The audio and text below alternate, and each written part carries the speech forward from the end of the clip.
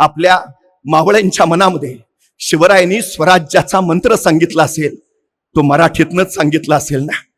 हे हिंदवी स्वराज्य व्हावं, हे श्रींच्या मनी फार आहे. हे महाराजांचंच तर मराठी आहे. लोकांच्या काळजात अलगत उतरणार, इतका उतरणार, तो त्यांच्या आयुष्याचा ध्यास ठरून जाणार. काय विलक्षण असेल नाही. हो बघा ना, महाराज तानाजींना सांगतायत, तानाजी पोराच्या लग्नाची पत्रिका घेऊन आलाय. राज रायबाच्या लग्नाला यायचं बर का. राजांची नजर कोंढाण्यावर. ताना कोंढाणा घ्यायचं म्हणे आहे रे. आणि सरदेशी उठले तानाजी. पोराचं लग्न टाकून कोंढाण्याचं लग्न करायला गेले. गेले गेले असे गेले की रायबाचं लग्न करायला परतच नाही आले.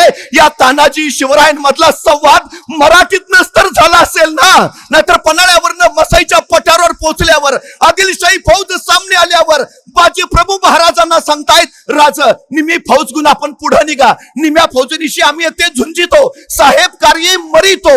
आमच्या मुला लेकरांसाठी महाराज साहेब समर्थ. बाजी प्रभूंचे हे शब्द लाख मेले तरी चालतील, पण लाखाचा पोशिंदा वाचला पाहिजे, हा मराठी संदेश देणारेच तर होते ना.